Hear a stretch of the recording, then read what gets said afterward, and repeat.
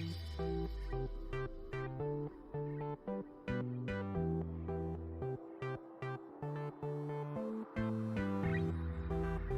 friends, welcome to my YouTube channel Priya Vlogs and Kitchen. আশা কৰো আপোনালোক সকলোৱে ভালে আছে।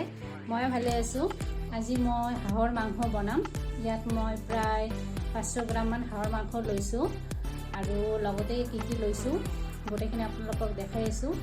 আজি হাঁহৰ মাংসখিনি ৰেচিপি কেনেকৈ বনাও আপোনালোকক দেখাই থাকিম। আশা কৰো আপোনালোকে ভিডিঅ'খিনি শেষলৈকে চাব আৰু চাই ভাল পাব।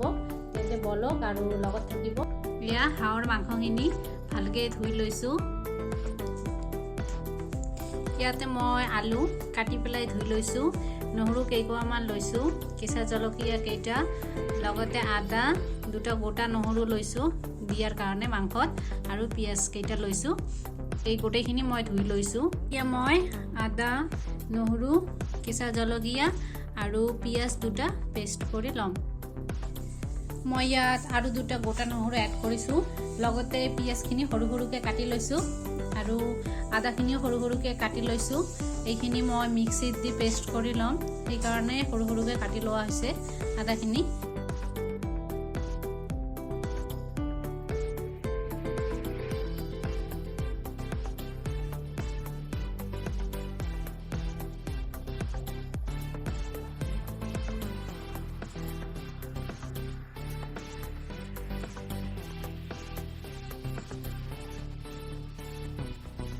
এয়া পেষ্টখিনি হৈ গৈছে।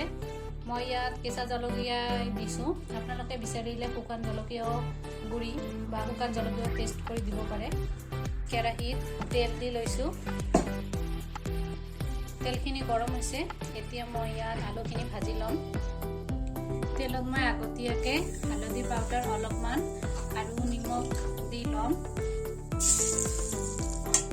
নিমখ আৰু হালধি দিলে তেলখিনি নুফুটে। এতিয়া কাটি ৰখা আলুখিনি দি আছো।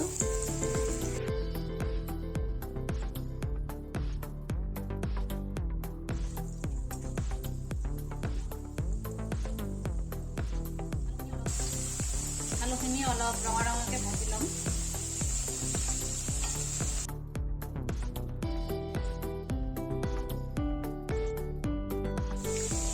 মোৰ আলুখিনি ভাজা হৈ গৈছে, এতিয়া নমাই ল'ম।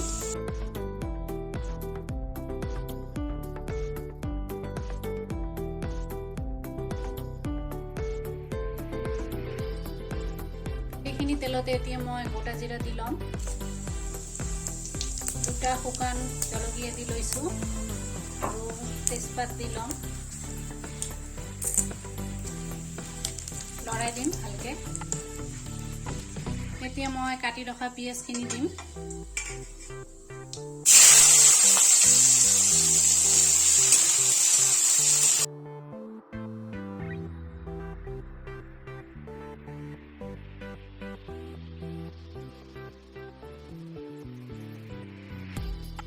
এতিয়া পিঁয়াজখিনি ভালকৈ ভাজি ল'ম।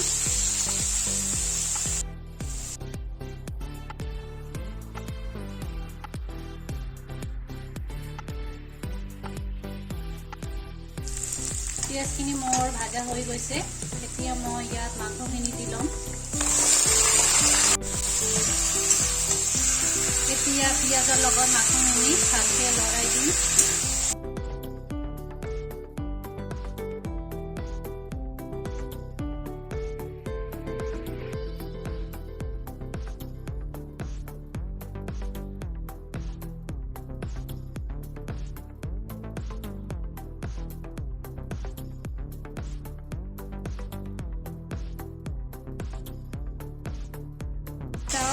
মাংসখিনিৰ পৰা কিমান তেল ওলাই আছে, সেইকাৰণে আমি প্ৰথমতে ইমান তেল ইউজ কৰা নাছিলোঁ।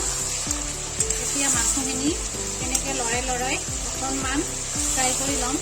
এতিয়াও কিন্তু আমি নিমখ আৰু হালধি দিয়া নাই, আৰু অকণমান এনেকৈ ফ্ৰাই কৰি লোৱাৰ পিছতহে নিমখ আৰু হালধি দিম।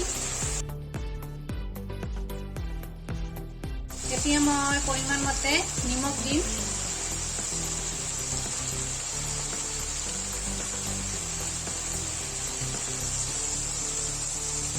পৰিমাণ মতে হালধি পাউডাৰ দিম।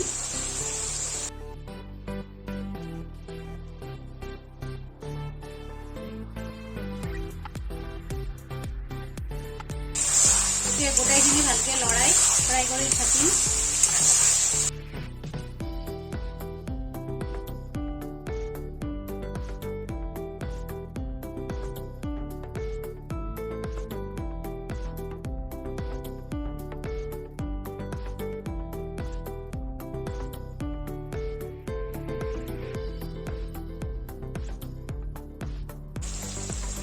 আপোনালোকৰ পৰিমাণ মতে নিমখ আৰু হালধি পাউডাৰখিনি দিব, কাৰণ কি হয় ন, কিছুমানে নিমখ কম খায়, কিছুমানে নিমখ বেছি খায়, সেইকাৰণে টেষ্টটো আপোনালোকৰ নিজৰ অনুসৰি দি ল'লে ভাল হয়। আৰু এতিয়া মই গোটা নহৰুকেইটা দি ল'ম।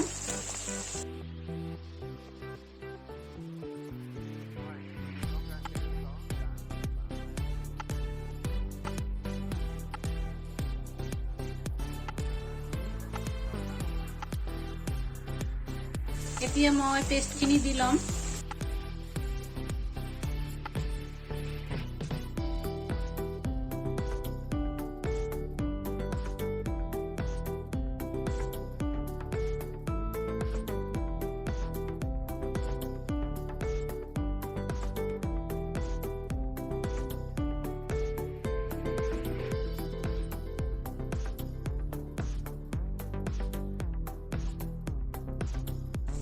এতিয়া মই ভাজি কৰি ৰখা আলুখিনি দি ল'ম।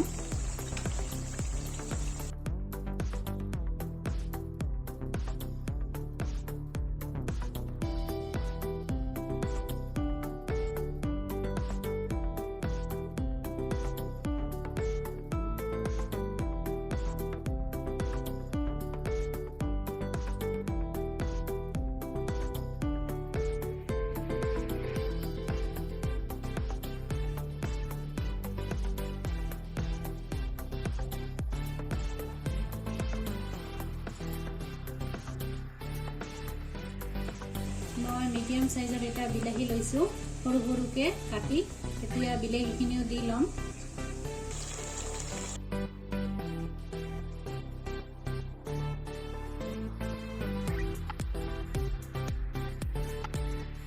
বিলাহীখিনি দি লৈছো।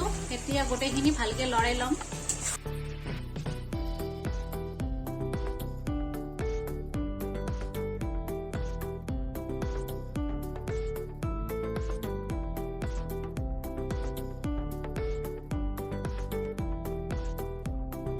এতিয়া গেছ লো ফ্লেমত ৰাখি মই মাংসখিনি অকণমান বইল হোৱাৰ কাৰণে ঢাকনি দি ল'ম। ঢাকনিখন গুচাই মাজে মাজে লৰাই দি থাকিম।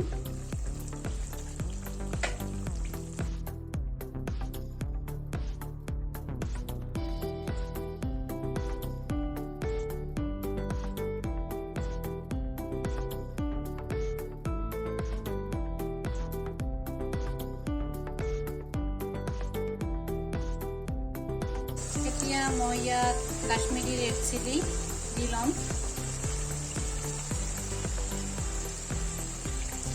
আৰু পৰিমাণ মতে জিৰা পাউডাৰ দি ল'ম। এতিয়া গোটেইখিনি ভালকৈ লৰাই ল'ম।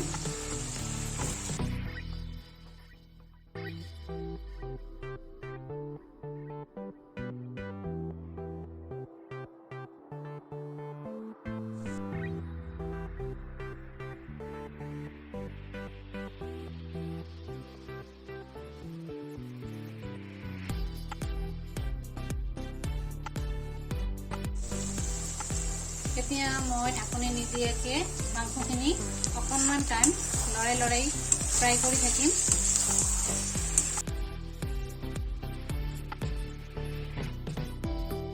মাংসখিনি আমাৰ ফ্ৰাই হৈ গৈছে। এতিয়া মই ইয়াত গৰম পানী দি ল'ম।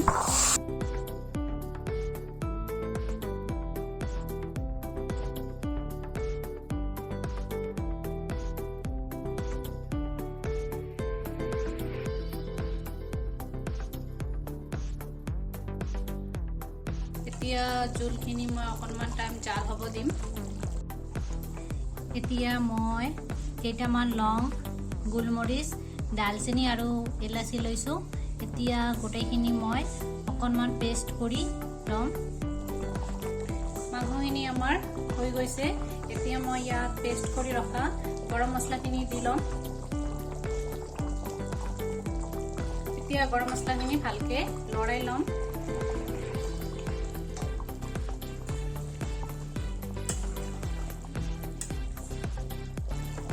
আৰু ইয়া চাওক ফাইনেলি আমাৰ মাংসখিনি হৈ গৈছে।